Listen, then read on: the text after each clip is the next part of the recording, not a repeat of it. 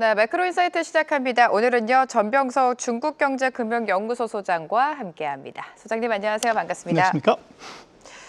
네, 미국과 중국이 또다시 관세 유예 합의를 하면서 11월 10일까지 관세 전쟁이 휴전에 들어간 상황입니다.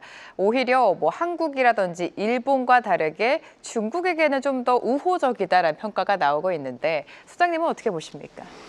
우호적이라기보다는 거기에 그렇게 할 수밖에 없는 이유가 있는 것 같아요. 네. 그래서 3번 협상을 했지만 결과가 다 똑같아요. 바꾼 게 없어요. 근데 거기는 이제 중국이 갖고 있는 필살기라 그럴까 이런 게 하나 있었던 거죠. 바로 히토류.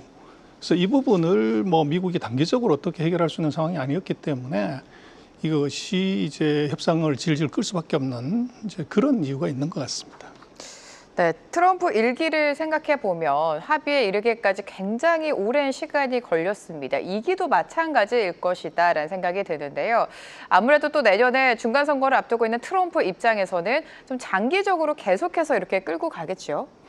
그럴 가능성이 있어 보입니다. 그래서 지금 미국 입장에서는 중국과 전쟁을 한다고 하는 것이 표를 올리는 데 도움이 돼요. 그러다 보니까 단기로 끝내서 이제 승부를 내는 것도 좋지만 이게 승부가 날 수 없는 게임이다 보니까 조금 길게 끌어가면서 이슈의 중심에다 갖다 놓는 이제 이런 것들이 있을 수 있고, 또 현실적으로 이것이 미국은 제조업이 30-40년 전에 이제 집 나간 상황에서 관세를 때린다고 해서 이제 제조업이 반드시 또 바로 돌아올 수 있다는 이제 확신이 사실은 없는 거죠. 이제 그런 부분들이 이것을 90일 단위로 계속적으로 연장하게 되는 그런 현상이 나타난 거 아닌가 싶습니다. 네, 지금 미국의 관세 수입이 재정 적자를 메우는 효과가 있다 이런 이야기도 있지만 골드만삭스 의견을 따라 보자면 결국 관세가 소비자에게 전가되면서 오히려 우려를 키우고 있다라는 분석도 나오고 있습니다. 자, 이렇게 봤을 때 대중국 관세를 높이지 않는 게 미국에서도 좋다라고 판단하십니까? 그래서 이제 지금 베센트나 이쪽 얘기는 관세 많이 받았다. 그런데 그 3천억 불이라고 해봤자 GDP의 1% 조금 넘는 규모예요. 그래서 그거 갖고서는 이제 안 되고요. 오히려 이게 관세 때리고 난 이후에 물가 상승 압력 이미 일부에서 나타나고 있지만 그게 사실은 더 문제가 되죠. 그래서 지금 관세를 화끈하게 원래 얘기했던 대로 125% 정도 때리면 화끈하긴 하지만 그것의 이제 부메랑 효과 이 부분에 대해서는 이제 트럼프 정부도 감당이 안 되는 거죠. 그러다 보니까 이제 이 관세 정책이라고 하는 것이 다른 나라들은 15% 이렇지만 중국 같은 경우도 그 펜타닐 관세 20%를 빼면 30% 하더라도 상호 관세는 10%밖에 안 돼요. 그래서 그게 이제 안 올린 것들은 다른 나라들 10개를 합친 것보다도 중국 한 나라에서 수입하는 게 더 크기 때문에 이제 그 상대적으로 낮은 관세율을 유지하면서 이게 협상을 계속 질질 끄는 그런 이유도 있는 것 같습니다.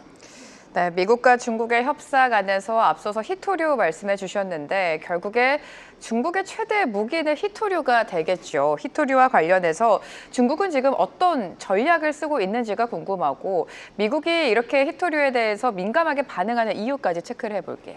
첫 번째는 미국의 방산업하고 관련이 있고요. 그래서 미국의 육해공군에서 히토리 금속과 관련되는 무기들이 차트지금 나오고 있습니다만 60에서 90%가 연관성이 있어요. 근데 그 다음 차트 한번 보여주시면 그런 이제 핵심이 되는 광물 한 5개 중에서 지금 회색 부분이 중국에 의존하는 겁니다. 그렇게 되면 지금 중국이 만약에 저 히토리를 완전히 끊는다고 했을 때 미국의 방산업에 치명적인 이제 타격이 오게 되죠. 그리고 이것뿐만 아니라 로봇이라든지 전기차라든지 첨단 산업에 이게 다 해당이 되기 때문에 이게 어떻게 생각하면은 미국이 낮게 평가했지만 중국으로서는 결정적인 미국의 아킬레스건을 이걸 하나 이제 쥐게 됐는데 문제는 최근에 MP 트레일스 같은 데도 정부가 4억 불을 넣네 얘기를 하지만 이거 지금 히토류를 채굴하는 것도 문제지만 이것을 가공하고 정련하는 이 가공 기술이 미국에 없어요. 그러다 보니까 이제 광산을 새로 개발하는 건 가능한데 이것이 기술 확보에서 양산 단계로 들어가려면 짧으면 2-3년, 길면 4-5년이 가야 되는 이제 그런 문제가 있죠. 그러다 보니까 이제 트럼프 대통령이 관세가 아니라 히토류에 발목이 잡혔다. 이제 그렇게 보는 게 맞을 것 같습니다. 네, 히토류 수출을 통제했던 중국이 수출을 재개하자마자 미국은 엔비디아의 저가 칩 중국 수출을 허용을 했습니다. 이렇게 중국은 히토류, 미국은 반도체를 쥐고 서로 좀 트레이딩하는 전략을 계속 이어가고 있는데 엔비디아 H20 수출을 허용한 이유 또 다른 배경이 있을까요? 어떻게 보십니까? 거기 사실은 핵심은요. 중국이 H20에 버금가는 하웨이가 910C라고 하는 칩을 이미 개발을 해버렸어요. 그래서 기술 국산화가 이루어졌다는 거죠. 그러다 보니까 이것을 추가적으로 규제한다는 것이 기술 규조에서는 더 이상 의미가 없어요. 그러다 보니까 이것이 이제 히토류를 규제를 푸는 것에 반대급부로 요것을 이제 허용했다 이렇게 돼 있지만, 근데 문제는 지금 중국이 국산화하고 난 다음번에 태도가 아주 재미난데요. 하웨이 때 2018년에 당했던 것처럼 이제는 그 H20을 이것이 이제 백도어의 위험이 있다 이렇게 이제 명분을 내세우면서 이제 공공단체나 중요한 플랫폼은 그거 쓰지 마라. 뭐 이렇게 이제 오히려 규제를 하는 그런 아이러니가 지금 등장하고 있습니다. 네, 말씀대로 하웨이가 칩 국산화에 성공을 했고요. 얼마 전에는 HBM의 결핍을 보완하는 기술까지 선보였다고 합니다. 자, 이를 두고 소장님께서는 시칼신공이다라고 표현을 해주셨는데 어떤 의미인지 좀 구체적으로 풀어주세요. 그래서 뭐 그 회칼이 있으면 해를 한 방에 뜰 수가 있는데 회칼이 없으면 이제 둔탁한 시칼로 3번, 4번 썰어서 얇게 해를 만드는 거죠. 네. 그래서 방금 말씀하신 이제 중국의 하웨이 칩을 어떻게 만드냐고 그럴 때 예를 들면 EUV 장비를 쓰면 한 번이면 끝나는 것을 그게 없기 때문에 시칼로 4번 써는 소위 말하는 쿼드러플 패터닝을 해서 이거 원가도 높고 이제 수율도 낮지만 그렇게 해서 생산을 하고 있고, 방금 지적하신 HBM 같은 경우도 중국은 뭐 아직 툴을 제대로 생산을 못 하는데, 그러면 이걸 좀 전략할 수 있는 방법이 뭐냐? 그게 이제 하웨이가 개발한 UCM입니다. 그래서 그런 식으로 이제 이 없으면 네 몸으로 산다? 이거를 이제 말로 하는 것이 아니라 중국은 실제로 이제 실천을 한다는 것이죠. 그래서 이게 굉장히 이제 뭐 감히 그 첨단 기술에 대해서 그냥 뒀더라면 미국이 제재하지 않았더라면 엄두도 안 냈을 기술들을 이거를 이제 절박한 마음으로 목숨 걸고 개발한 거죠. 네. 오히려 미국이 중국을 제재하면서 중국 입장에서는 말씀해 주신 대로 절박한 심정으로 지금 자립기술 경쟁력을 더욱더 강화시켜 나가고 있는 것 같습니다. 자, 얼마 전에 중국은요, 모든 기업들이 데이터 센터 등에 공급하는 AI용 반도체 50% 이상을 중국산 제품을 사용해라, 이런 의무화를 해야 된다라고 밝혔습니다. 화웨이의 기술 개발에 중국 정부도 지금 어느 정도 자신감을 가진 것 같아요. 뭐 자신감도 있지만 이게 전략상으로 미국과의 그 H20이 아니라 더 높은 성능의 이제 H100이라든지 이것을 공급받는 데 대한 협상의 카드로 의미가 있을 것 같아요. 그리고 이제 여기에 최근에 보면 딥시크가 업그레이드 모델을 내는데 그게 이제 예상보다 훨씬 늦어지고 있습니다. 그 이유가 뭐냐면 정부의 가이드라인대로 하웨이 910 칩을 썼는데 이게 성능이 안 나온 거죠. 그래서 쓸 수는 있고 이것이 이제 이 없으면 잇몸은 되지만 이게 문제점이 좀 있는 거죠. 그러나 중국 입장에서는 두 가지 일을 할 수 있는 거, 하나는 이런 이제 국산화를 시켰을 때 이게 엔비디아의 고성능 칩을 다음번 협상에 테이블에 올려놓을 수도 있다는 것이고, H20은 이제 의미가 없다 이렇게 하니까. 두 번째는 이제 국산화를 한다고 했을 때 써주는 사람이 있어야 되는데, 뭐 플랫폼 기업이나 이제 하이퍼스케일러 입장에서는 성능 떨어지는 걸 써야 될 이유가 1도 없죠. 근데 거기에 정부가 보조금을 주고 강제를 했을 때 지금 SMIC나 하웨이 같은 데에 시장을 확보해줘서 이게 이제 뭐 차기 제품, 더 고성능 제품의 개발력을 맞춰주는 그런 두 가지의 이제 의도가 같이 들어가 있습니다. 네, 오늘 나온 소식 중에 하나가 엔비디아가 이 중국 시장용 저사양 AI 칩 H20 부품 생산을 중단한다, 이런 또 소식이 전해졌습니다. 이 부분도 짚어주실까요? 그래서 이거는요, 뭐 중단을 할 수밖에 없는 것이 이미 국산화를 했기 때문에 지금 H20의 공급이라는 것은 이제 굉장히 단기적으로밖에는 안 될 것 같아요. 그러다 보니까 이걸 계속적으로 생산 캐파를 늘린다고 하면 재고로 다 남는 거죠.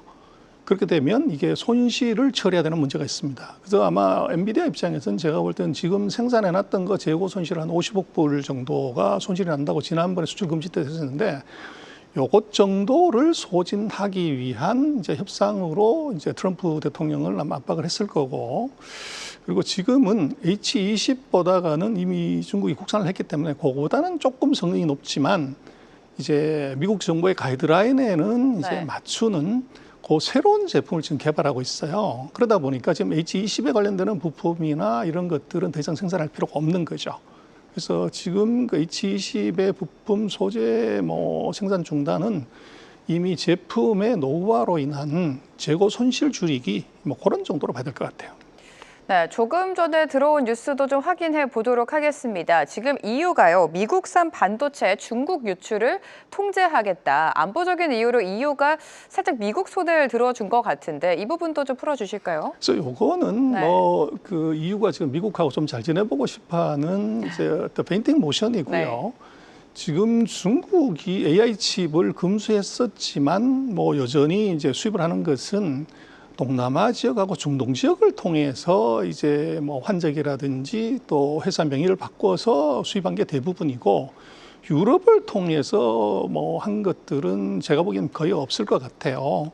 그래서 유럽 입장에서는 소위 말하는 립 서비스, 환적 금지를 해준다. 네. 근데 유럽은 어차피 처음부터 중국과 상당 부분 적대 관계였기 때문에 중국의 편애를 봐줬을 가능성이 없고, 대신 소위 말하는 중국이 얘기하는 1대1로 국가, 동남아, 그다음에 이제 아프리카, 중동 이 지역은 중국의 이제 협조했을 가능성이 대단히 높죠. 그래서 이것의 의미는 오히려 중동이나 동남아가 환적 금지를 이제 합의했다 이러면 굉장한 의미가 있어요. 근데 지금 EU와 같은 이제 실제적인 거래가 없는 쪽에서 했다는 것은 립 서비스의 가능성 그런 정도로 봐야 되지 않을까 싶습니다.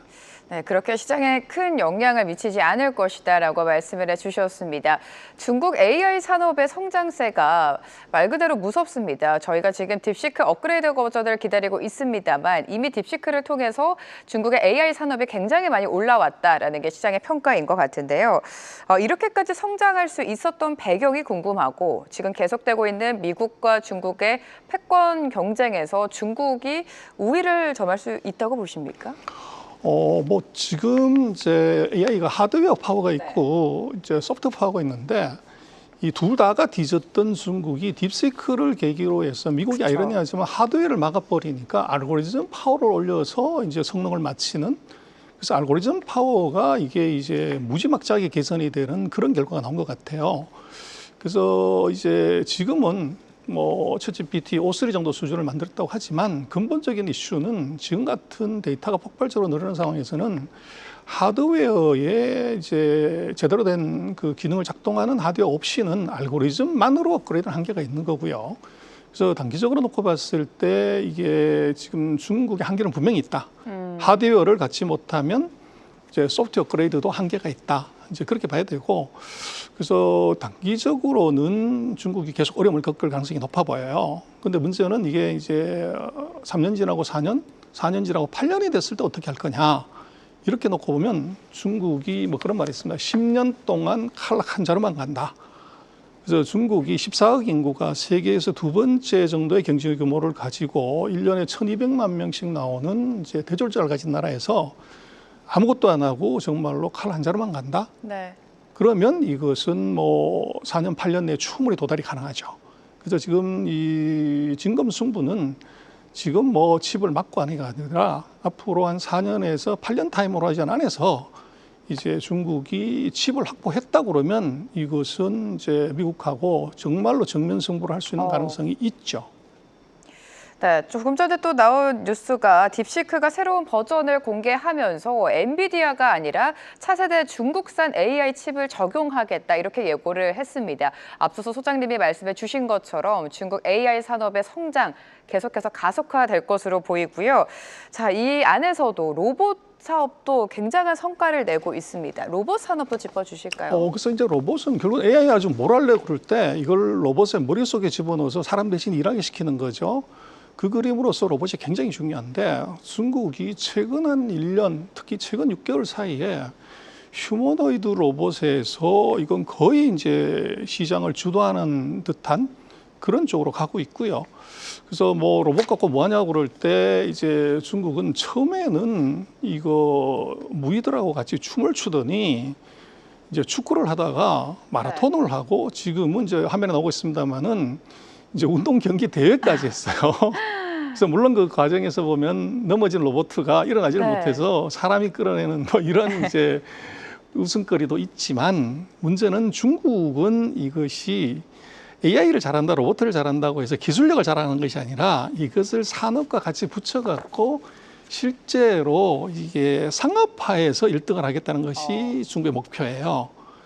근데 그것이 이제 가능한 이유는 예를 들어서 지금 미국 같은 경우는 제조업이 거의 없죠. 근데 중국은 제조업이 세계 1등이다 보니까 제조업에서 이제 로봇 밀도라고 그러죠. 그 노동자 몇 명당 하는 그게 세계 3위고 절대 로봇의 설치 대수는 뭐 압도적인 세계 1등입니다. 그러다 보니까 이걸 가지고서 이제 아직은 손만 쓰는 로봇에 사람의 머리를 집어넣는 휴머노id 로봇을 만들었을 때 기업들이 실제로 사용하는 것에 가장 빠른 환경을 제공하는 게 지금 중국이에요. 그러다 보니까 중국이 지금 다크 팩토리, 사람이 아예 없는, 우리는 뭐 불 꺼지면 공장이 문 닫았다고 생각하는데 중국은 그게 아니라 지금은 불을 켤 필요가 없이 이게 007 365일 24시간 7일 동안을 계속 일하는 팩토리들이 계속 지금 늘어나고 있습니다. 그래서 지금 정말 뭐 무섭게 봐야 되는 것은 그 중국의 낮은 인건비가 아니고 중국이 내부적인 경쟁 때문에 낮은 인건비보다 더 싼 제품을 만들려고 하다가 보니까 거기에다가 로봇을 집어넣고 로봇이 이제 100%다 생산을 하는 다크 팩토리가 이제 생긴다는 거죠. 그래서 이게 지금 뭐 서방 세계가 중국을 바라봤을 때 과거가 달리 봐야 되는 것은 낮은 인건비의 이 나라 이렇게 보는 것이 지금 틀려졌다는 거죠. 그래서 그 부분이 굉장히 이제 주목해서 봐야 되고 또 지금 중국이 지금 30% 관세를 받았는데 이 30% 관세를 극복하는 것을 중국의 관점에서는 이것도 극복하려는 것을 AI 플러스로 하겠다는 겁니다. AI를 통해서 이제 다크 팩토리를 만들게 되면 생산성이 30% 50% 올라가게 되면 이 관세율 30%를 뛰어넘는 방법이 이게 이제 AI에 있다고 보는 거죠. 그래서 중국은 로봇 산업에 대해서 이게 AI만큼 같은 것 뭐 정도로 육성하고 밀고 있고 투자하고 지원하는 이제 그런 상황이라고 볼 수 있습니다. 네, 다크 팩토리, 그러니까 불 꺼진 공장에서 24시간 동안 7일 연속으로 로봇이 그 안에서 일을 하고 있는 거죠. AI와 마찬가지로 로봇 산업에도 진심을 보여주고 있는 중국, 이 놀라운 성장을 좀 계속해서 지켜보셔야 될 것 같고요. 자, 이런 가운데 최근 트럼프 행정부는 인텔의 지분을 인수하겠다, 이런 방안을 계속 펼치고 있습니다. 경영난에 처한 인텔의 지분을 습득하겠다라는 건데 빅테크 기업의 국유화, 결국에 미국이 AI 패권 경쟁에서 우위를 점하겠다는 전략으로 해석해도 되는 겁니까? 뭐 그것보다가는요. 이제 어떻게 보면 인텔 과기를 했지만 이거는 이제 서방의 특징들은 민영화를 해서 기업의 경쟁력을 올린 것이 영국도 그렇건데 지금 다시 국유화를 한다는 것은 퇴행입니다. 그래서 지금 인텔한테 필요한 것은 돈이 아니고 이건 기술이고 인력이에요. 근데 트럼프가 돈은 뭐 어떤 형태로 지원할 수 있을지 모르지만 기술과 인력은 지원할 수가 없어요. 그래서 이것은 뭐 이제 언발의 오줌 누기 그런 정도로 보는 것이 맞을 것 같고, 그리고 실제로 인텔 정도의 회사가 돈이 없어서 지금 공장을 못 짓냐, 이제 그건 아니에요.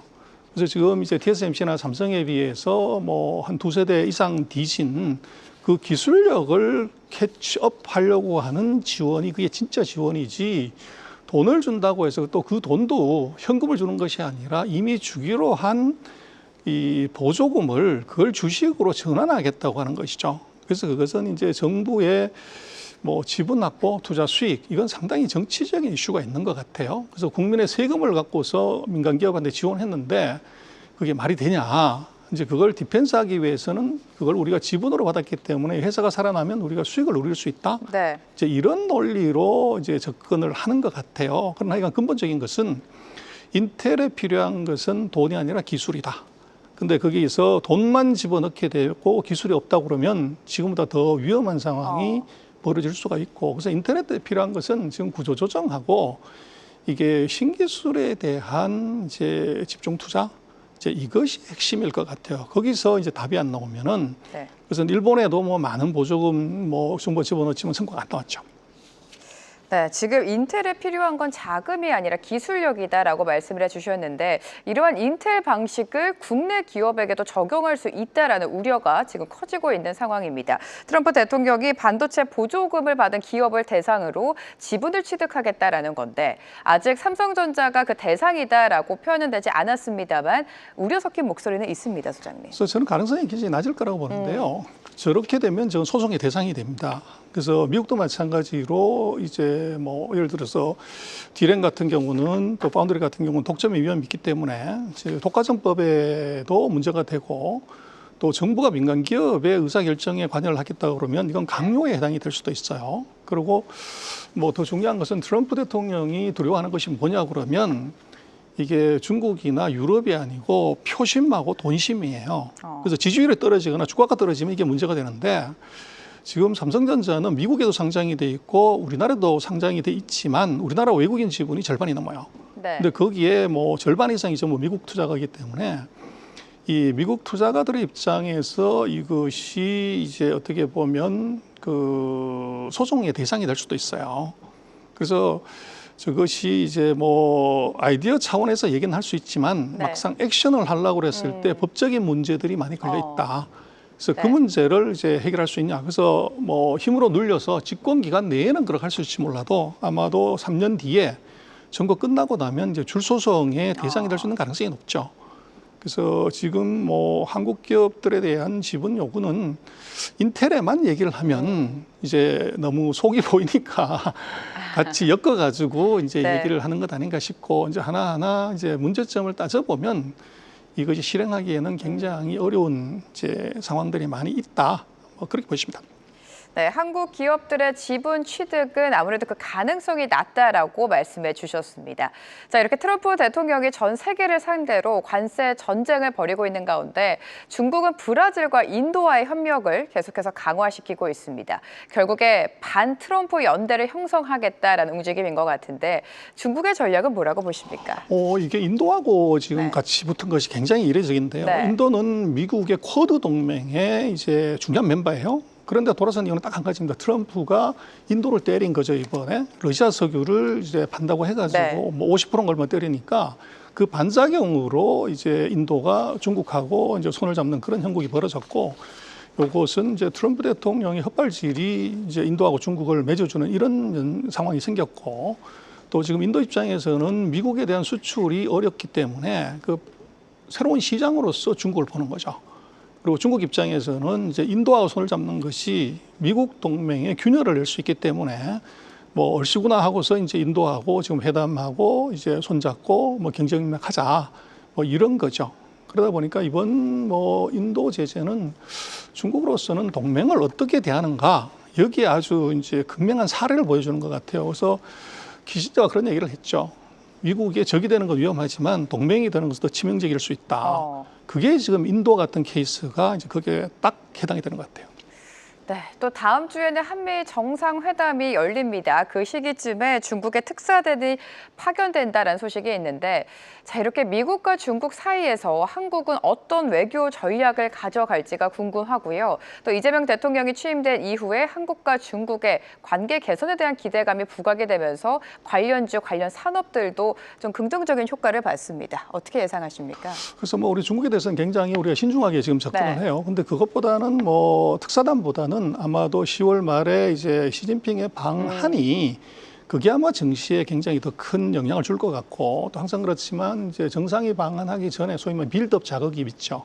그렇게 되면 이제 뭐 지금 우리가 얘기하는 한류라든지 또 소비재에 관한 그 정책의 변화나 이제 조치들이 있을 것 같아요. 그게 오히려 더 이제 뭐 의미가 있을 것 같고 지금 특사단 같은 경우는 그냥 특사단 정도로 그래서 그런 정도로 봐야 되지 않나 싶고 특사단에 뭐 많은 것을 기대하기는 조금 어려운 상황이 아닌가. 특히나 우리가 지금 미국하고의 관세 협정도 있고 또 미국과의 그런 이제 정상회담도 있기 때문에 우리가 중국과 어떤 이제 대폭적인 관계 개선을 보여준다고 하는 것은 미국과의 정상회담이나 미국과의 관계에서 이것은 득보다 실이 있을 수 있는 거죠. 네. 그래서 이번 아마 특사단에서는 정말 특사단 그런 정도 의미로 네. 보고 그 이후에 아마 10월, 11월에 벌어지는 조치에 대해서 우리가 조금 더 네.